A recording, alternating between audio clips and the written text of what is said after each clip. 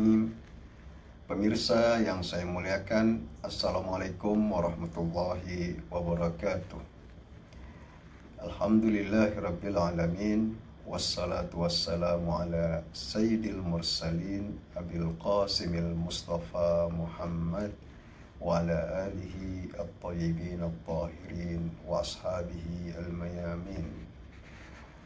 Pemirsa yang saya muliakan, di dalam Al-Quran diterangkan tentang tujuan-tujuan dari Allah Subhanahu wa Ta'ala untuk dicapai oleh kita.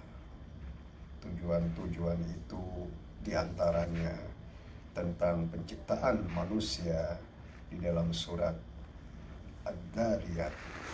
Allah Subhanahu wa Ta'ala berfirman, A'udzu billahi minasyaitonir rajim.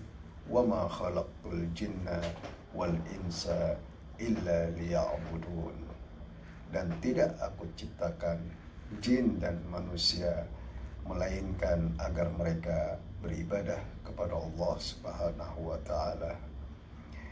Mengenai tujuan salat, misalnya diantaranya Allah Subhanahu wa Ta'ala ketika memerintahkan salat itu, aqimis salah, laksanakan salat, innas salata tanha 'anil fahsya'i wal munkar. Sesungguhnya salat itu mencegah seseorang dari perbuatan keji dan mungkar.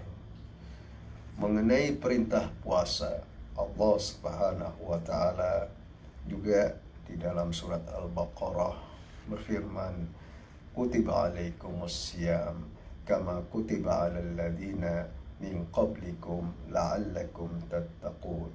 Telah diwajibkan kepada kalian berpuasa sebagaimana orang-orang sebelum kalian.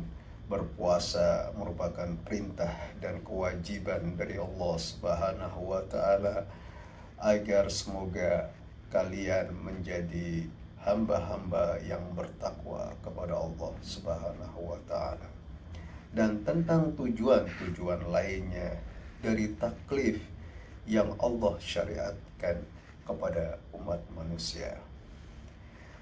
Lalu melihat pada realitas manusia, apakah manusia itu menyembah Allah Subhanahu wa Ta'ala? Apakah orang yang sholat telah tercegah dirinya dari perbuatan-perbuatan yang buruk?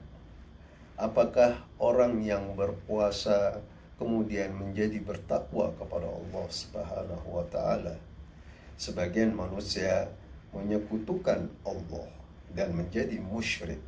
Sebagian orang yang melaksanakan sholat tetapi perilakunya buruk terhadap sesama, berlaku kasar terhadap ibu atau bapaknya, kepada orang tuanya, berbuat zalim dan merampas hak orang lain.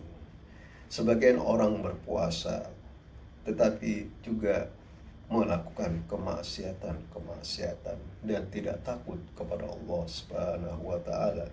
Salat mereka, puasa mereka tidak sampai pada tujuan-tujuan itu.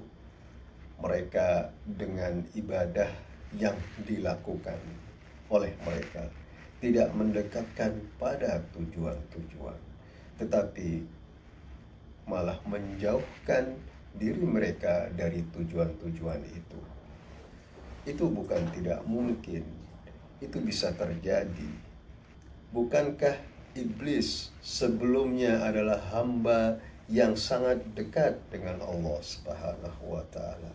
Dia berada di barisan malaikat karena ibadahnya kepada Allah Subhanahu wa Ta'ala. Namun kemudian menjadi terkutuk dan jauh dari rahmat Allah Subhanahu wa Ta'ala karena merasa dirinya lebih besar, lebih tinggi daripada manusia.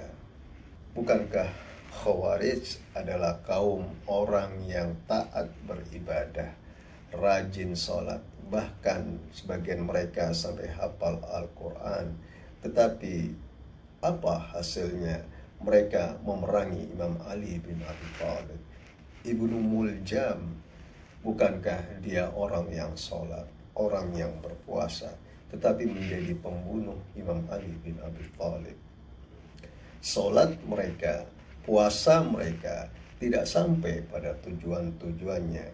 Mereka dengan ibadah yang dilakukan tidak mendekatkan pada tujuan-tujuan, tetapi menjauhkan diri mereka dari tujuan-tujuan itu.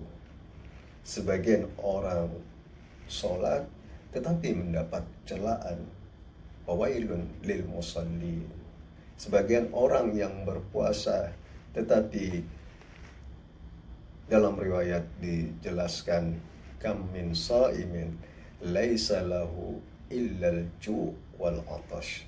Betapa banyak orang yang berpuasa, dia tidak mendapatkan dari puasanya itu kecuali rasa lapar dan haus. Lantas apa yang salah dari mereka? Adakah yang salah dari mereka?